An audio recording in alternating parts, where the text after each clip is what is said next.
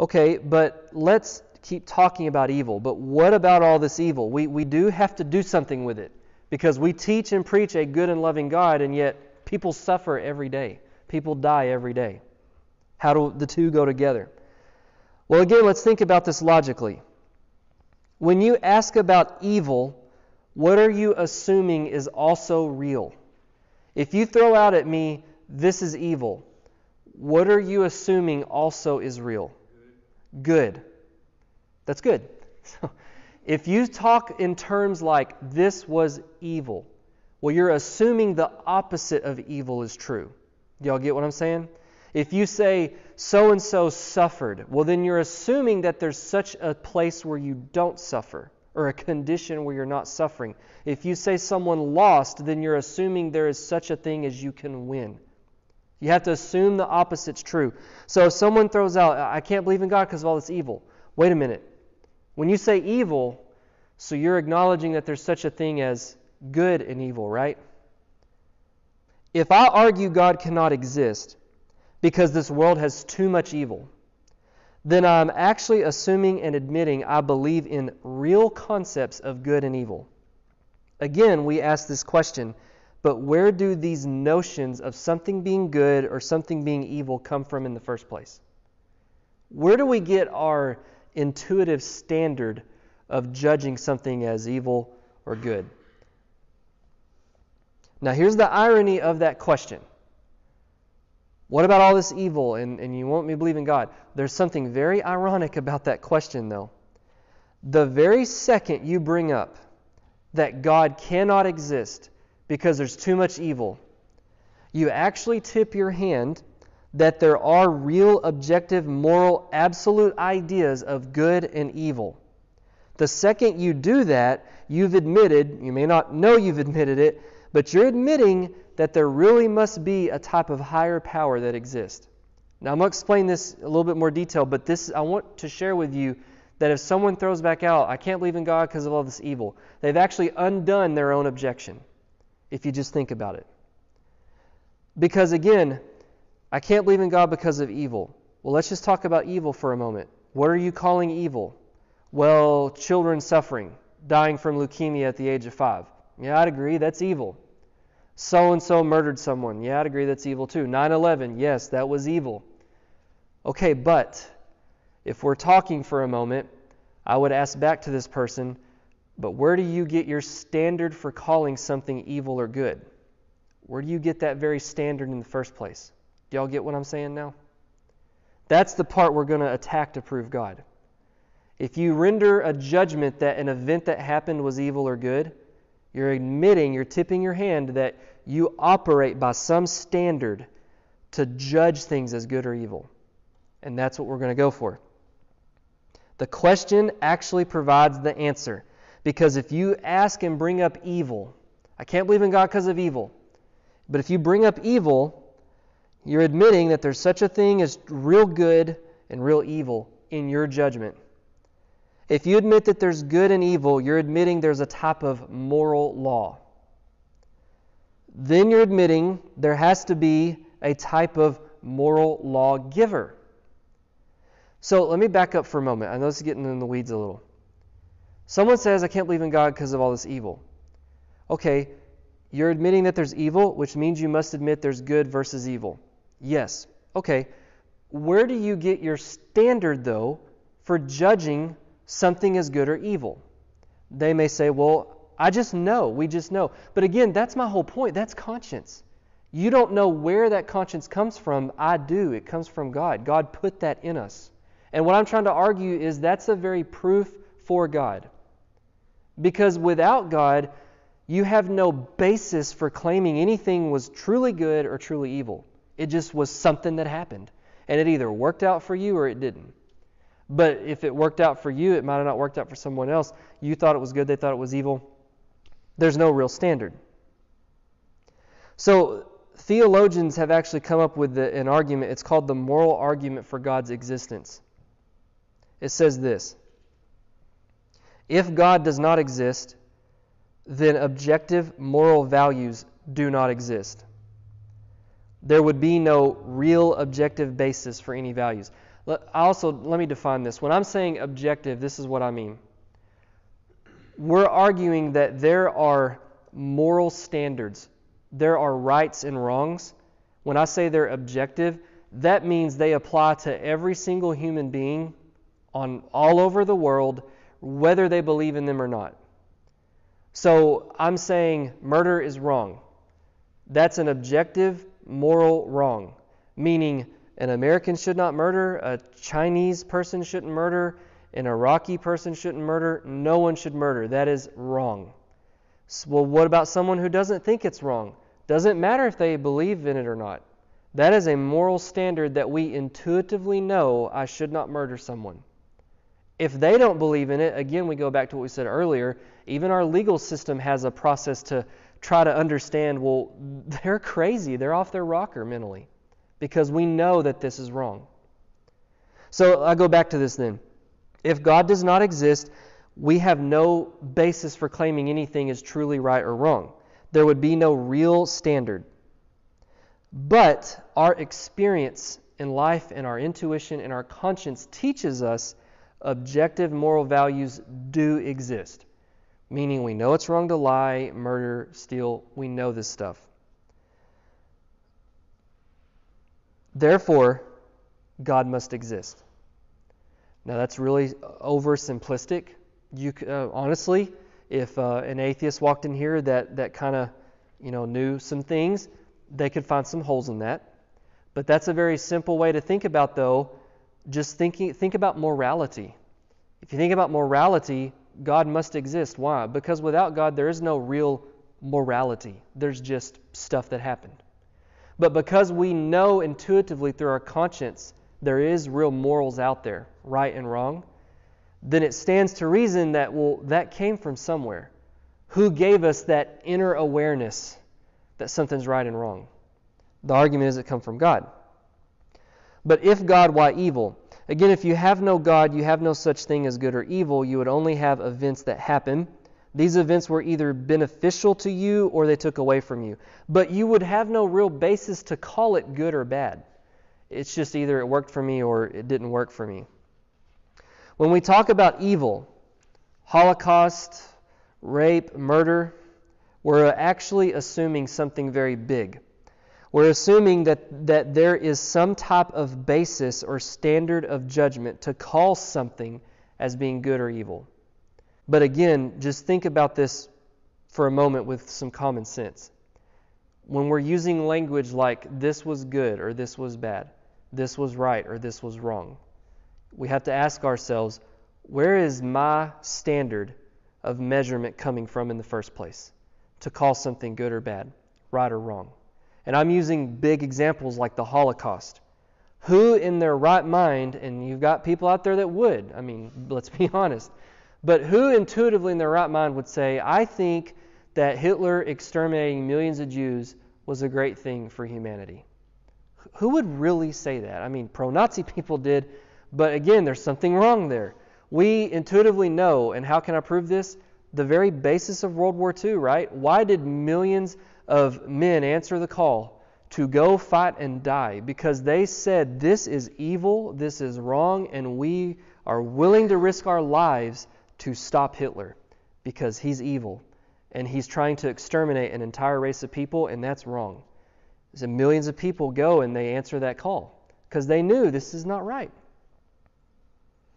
But what standard of judgment or basis does an atheist have to call anything good or evil? I found that atheists, not Christians, actually have a bigger problem to answer when it comes to evil. So one of my professors tried to turn that to me, well, I can't believe in a good and loving God because of all this evil. And that bothered me at first. I thought, why doesn't God do something about this? This is a problem. Why do people suffer?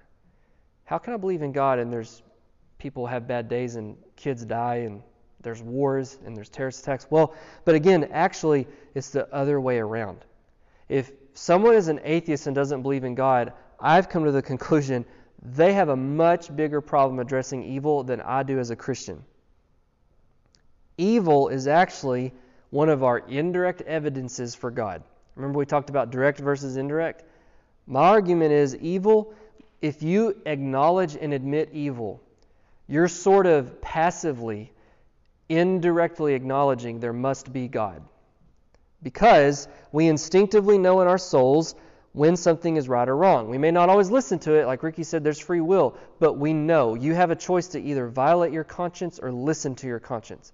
But the point I'm getting at is there is a conscience. We know this. We know murder's wrong, okay? Our criminal system assumes such a standard as right and wrong.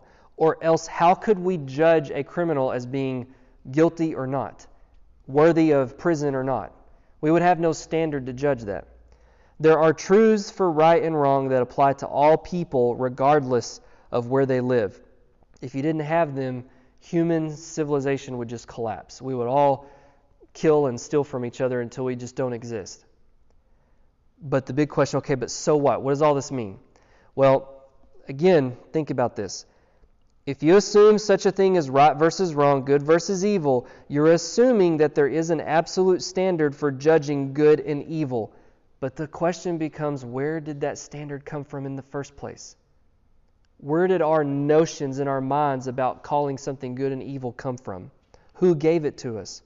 If you assume there is a higher moral law, which experience says there is, then you have to assume there must be some type of higher moral law giver out there. Someone gave us this moral law that's in our souls that teaches us through conscience this is right and this is wrong. That's what Paul said in Romans 2. God's put the law in the heart, on conscience. Here's an example of if you have no God, there is no real evil. Let's take the Holocaust, for example. I can't believe in a God because blank. Let's say the Holocaust. I can't believe in your God because of the Holocaust. How could God allow the Holocaust? Well, let's think about it for a moment. Let's have a little conversation. I'll talk like I'm both Christian and atheist, okay? So the atheist says, I can't believe in your God because of the Holocaust. That's evil. How could a good, loving God allow the Holocaust? Then I would respond back, okay, but what makes you say the Holocaust was evil? Let's just talk about evil in the first place. Where do you get the idea that the Holocaust was evil? Hitler thought that he was doing humanity a service. Hitler thought he was creating the superior race, and the Jews drew the short stick. They didn't fit the bill, so he's going to get rid of them, re-educate some, and create the superior race. Hitler thought he was doing a good thing. How is it then that I would say to this atheist, before I answer your question about, I do have an answer, hear me clearly, I do have an answer to give you for how I can believe in a good and loving God and yet there's so much evil. But before I answer that question, I want to first address the very issue that you brought up about the Holocaust being evil. Where does an atheist get their basis to claim that the Holocaust was evil? Well, he would probably be let to have to say something like, well, we just know that it's evil, it's wrong. It's wrong to murder people. It's wrong to try to commit genocide against a race of people. But Hitler didn't think so. How is it that you know it's really wrong and evil? How is it that we know the Holocaust was truly an evil act? If they say, well, we just know that it was evil, then you can press back on the atheist. Okay, so now are you admitting to me that you believe in such a thing as real right and real wrong? That applies to any person regardless of their background, religion, or belief system? If they say yes, they've tipped their hand, like I said earlier, that they're admitting that there is such a thing out there in the universe as right and wrong that applies to any human being regardless of where they came from. How do we know that? Because they're turning to history and looking at Hitler and saying he was evil. Hitler didn't think he was evil. Well, but we know he was evil. You can't try to conquer Europe and destroy the Jews. You can't do that. Who says you can't do that? If you don't believe in God, Hitler, he thought it was okay. Who says he's wrong? Do y'all get what I'm getting at here? So the atheist is left with a big problem in my mind now. He either has to admit that there's real right and wrong, which now he's working his way up to admitting that there's God, or he has to admit, which would be crazy, but he might admit, well, there isn't real right and wrong. Okay, so you can't say Hitler was wrong. So I just want to make that clear before I answer this question of a good, loving God and evil coexisting, that for you to even bring that question up, You're having to admit that it's actually possible God exists. Or else you have no basis to call Hitler evil, Stalin evil, 9/11 evil. They just weren't good for Americans, but they were good for Osama bin Laden and good for Hitler, right? But because we believe in a higher standard that applies to both Hitler and the American fighting in the trenches of World War II, then we can look at Hitler and say that was evil, and the soldier was honorable and valiant. But without God, I would argue Hitler was honorable and valiant to Martin Heidegger, the German philosopher, but he was evil to the American. But who's right and who's wrong? I guess history decides, right? Whoever won was right. Well, that doesn't work. We don't live that way. We know that Hitler was wrong. Again, that's the atheist dilemma. The atheist has to admit that there's such a thing as real evil, meaning that applies to every human being, or that there's not. If he says that real evil does exist, then they have to try to define where they're getting their standard for calling something good or evil. What basis do they have for that standard? If he says there is no real evil, again, you can undo that with just simply asking back, okay, then can I murder you right now? If they're in their right mind, I stress in their right mind, but if they're in their right mind, they should intuitively know, no, you cannot murder me. You cannot steal my stuff. You cannot take my family and put them in slavery or do what. No, you can't do these things. Who says I can't?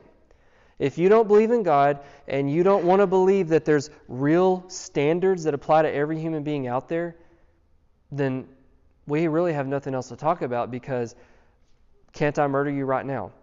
Well, they're probably going to say, no, you can't. Well, then go back to that. Okay, why can't I?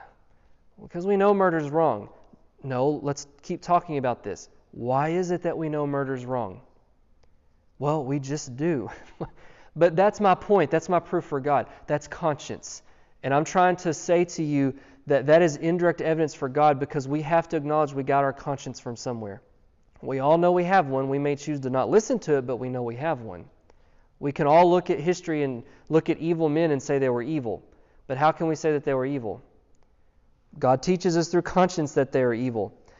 Now, what's ironic is the atheist actually has to borrow from God to make their claims against God. It's weird, right? But I really believe that with all my soul. An atheist has to borrow from God's world to make their arguments that they don't want to believe in God. Because again, in order to talk intelligently about good versus evil, the atheist has to borrow from God's existence to make the claim that there is such a real thing as good versus evil. Or else, they're just simply left to admit that there is no real evil. It's just stuff, and it worked out for you or it didn't. But our conscience and experience teach us otherwise. We don't live that way. Well, what about the question, though? If God does exist, why is there so much evil? The Bible does answer this question. Genesis 3 is where it starts. Sin. Adam and Eve fell in the garden, launched all of their humanity, the rest that would follow after them, and the world itself is cursed with sin. But why doesn't God do anything about it, though? Well, here's the thing. He is and He will. The problem is He's not operating on our mental timetable. See, you and I, if you're like me, when there's a problem, we want to rush in like, let's fix it. So you and I might say, well, if I were in charge of this whole universal operation here, I'd never let anyone suffer and die from cancer. Or I would never have let Hitler even be born. Or I would never. But there's a lot going on there. It goes back to what Ricky said. But God wanted a loving relationship with people. People who love Him back. See, I could create a world where there is no evil. There is no suffering. But I have to create robots, not humans. I have to pre-program people to never sin. But how is that real love? If I pre-program my children to obey me 100% of the time, you may say, well, that'd be awesome. I'd love to have 200% obedient children. Actually, ironically enough, I would argue as parents, you don't want that, and here's why.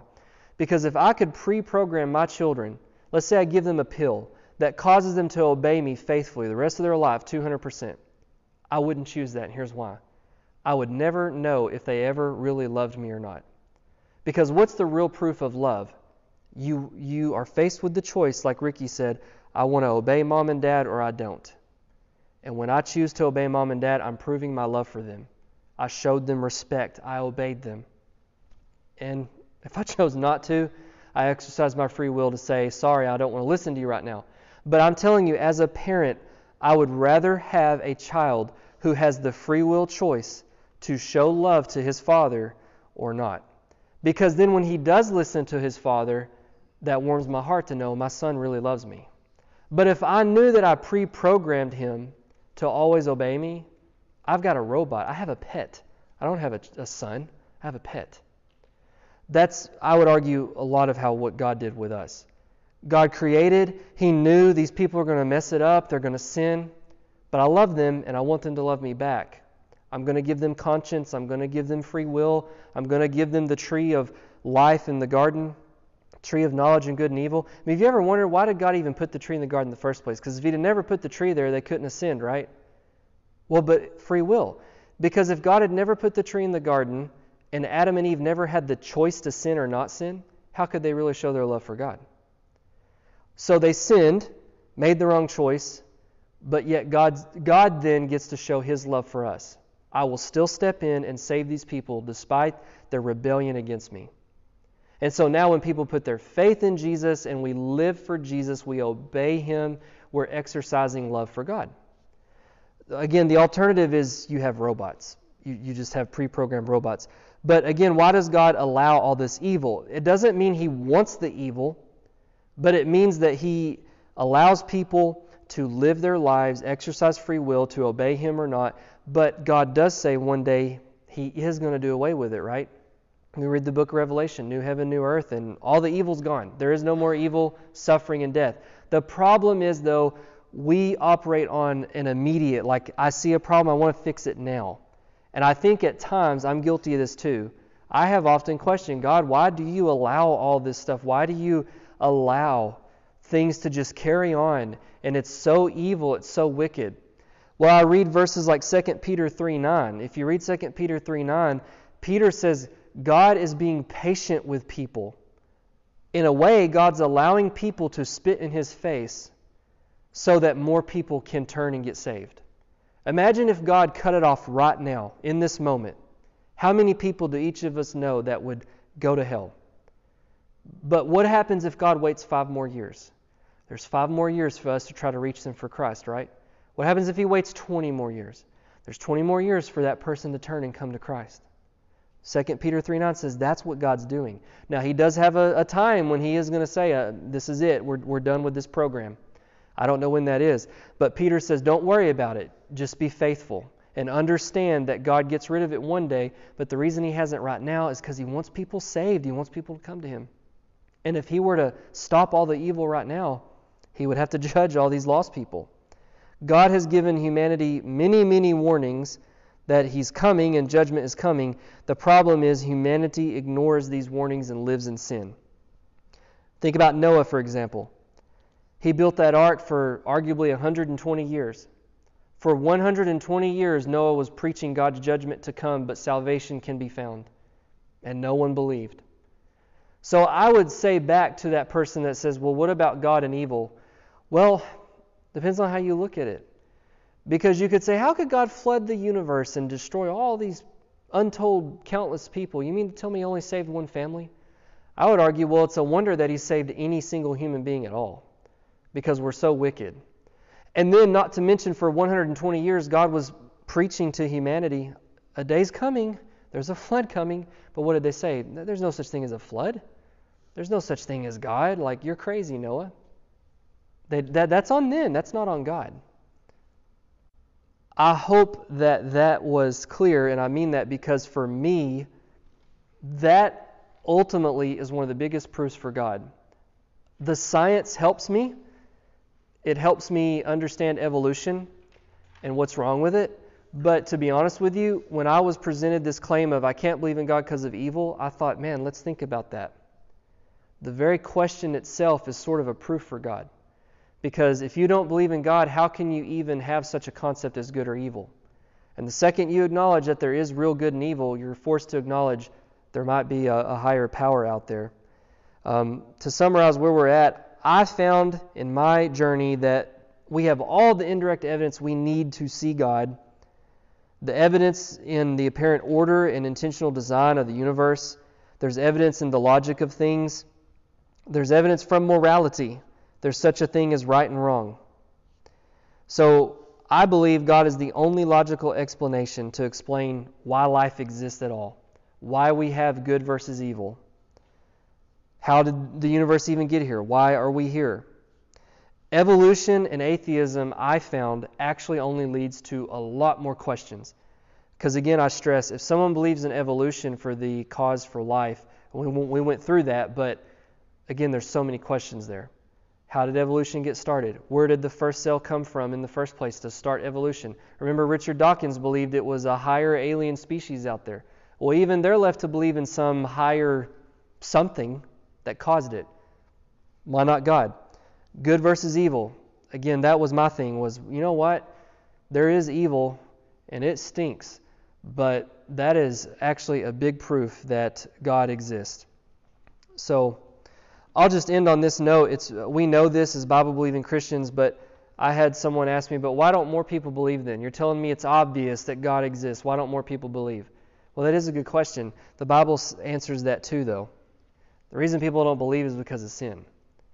Paul says that even though we have that conscience within us, he also says in the same book of Romans that in our sin we suppress the truth.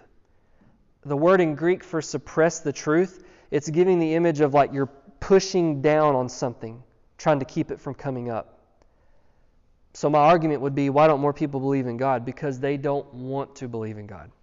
We don't want there to be a God. Because what happens to me as soon as I admit that God exists or that Jesus really rose from the dead?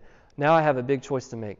I can either bow the knee to that higher power and live my life for Him, or say no and be judged by Him. Well, what's easier to do? Remove the guilt. How do I remove the guilt? Just don't believe in it. Just say, well, the Christians are wrong. The Bible's wrong. Jesus was wrong. Oh, the scientists tell me that there's another explanation. Okay, I'll believe that. We run to the things that remove our guilt. Does it make sense? So I hope that was helpful to you all. That's all I have on our lesson this evening. Thank you for watching. If this has been helpful to you, please like and share it, and consider subscribing to our channel. Join us next time as we begin to examine the evidence for did Jesus rise from the dead.